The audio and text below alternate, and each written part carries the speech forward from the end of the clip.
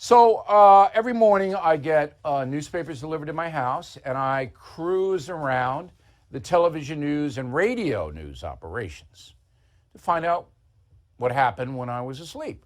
All right. So Paula Reid, you know Paula Reid? She is the White House correspondent for CBS News, and she's very anti-Trump, always has been. And she goes on today and says something that just stunned me about the investigation by the Justice Department. Roll it. The Attorney General is urging prosecutors to look into allegations of fraud. But at this point, the Trump campaign has not provided any evidence of fraud. So the real impact of this memo is that it now allows the president to say the Justice Department is investigating. It allows him to continue to delay concession and undermine the trust in the outcome of this election. Attorney General William Barr has given the president's unsubstantiated allegations of voter fraud a boost by allowing prosecutors to go around longstanding policies to investigate allegations of fraud. Now, that is perhaps the dumbest and most biased report I've ever seen. So the woman is saying, quote, it allows him, President Trump, to continue to delay concession and undermine the trust and outcome of this election. Well, madam, the trust of the election is in question. The Georgia Secretary of State says so.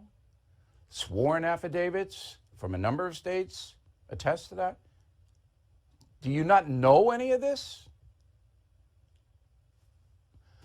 So the bottom line is that Ms. Reid doesn't care, nor do 90% of the corporate media.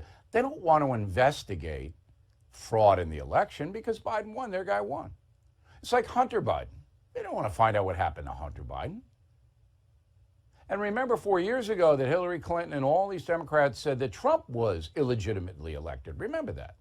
And that was trumpeted as credible by CBS News and the others. That was credible. Even though there was no evidence that he was an illegitimate president. None. All right? And then when they investigated him for 2 years, it came back. There wasn't any Russian interference that rose to the level of indicting President Trump and his campaign.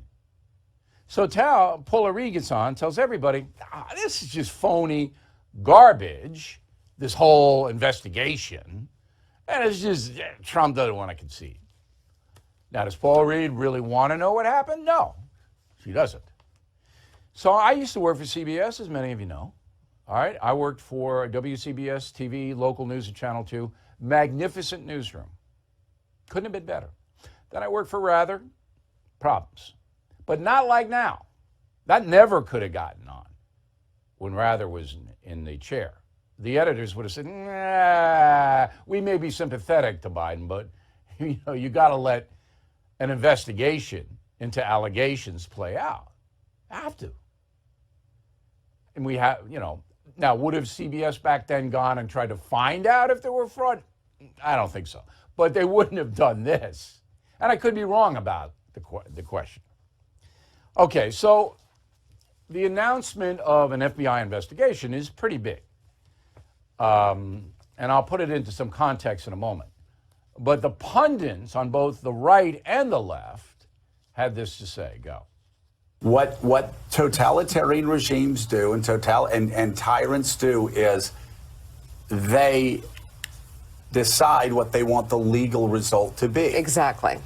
And then they work back from that and try to find evidence, try to make up evidence to lead to that conclusion. You had several states, because of this reckless mail-in ballot scheme pushed by the left, pretend that it was okay to count ballots forever and a day after Election Day. That's not the way it's supposed to work. Yeah, Allison, I have to confess, I thought that Bill Barr had already dragged DOJ to rock bottom. Now we've found a new low. For the folks that say, voter fraud is a myth, I mean, that is ridiculous. Look, Lyndon Johnson won his first Senate race by stuffing the ballot box. John F. Kennedy arguably won his race by Cook County voter fraud in Illinois. And you don't even have to go back that far. Philadelphia, June 2020, they indicted a former judge for voter fraud. So this exists. It should be looked at.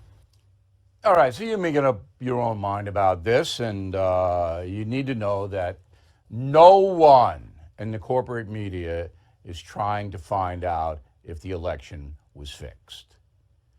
No one is trying to find out if Hunter Biden brought millions of dollars in and his father got a taste. No one. Now, when you were U.S. Attorney in Utah, did you have to deal with reporters? Did you have to do Q&A Yes. with them? Yes, all the time. Have you ever seen anyone like this Paula Reid at CBS who gets on there and says, unsubstantiated allegations? Why would they investigate unsubstantiated allegations? Well, how do you substantiate if you don't investigate? Did you ever Yeah, get that's exactly anybody? Doesn't she I watch mean, Law and it is Order? It is outrageous. She's making a determination. She's ignoring the fact that there are individuals who are under oath attesting to things, and then for her to make those sort of statements, I was speechless when I heard that. I couldn't believe it. But she doesn't watch Law and Order, I guess. Like maybe we should get her a cable subscription. Because here's what you do. Somebody accuses somebody, and then the police agencies Then you go look out into it. to see if there's any verification of the accusation and allegation, to see if there's any proof. You don't just go, whoa, there's no proof the guy punched him in the stomach. Wait a minute, wait. Maybe somebody saw it. You have to go out and try to find it. No, there's no Try to decide if verification. there's evidence. I mean, this is CBS News. You would think there would be one editor because when you're a correspondent, you have to submit your scripts.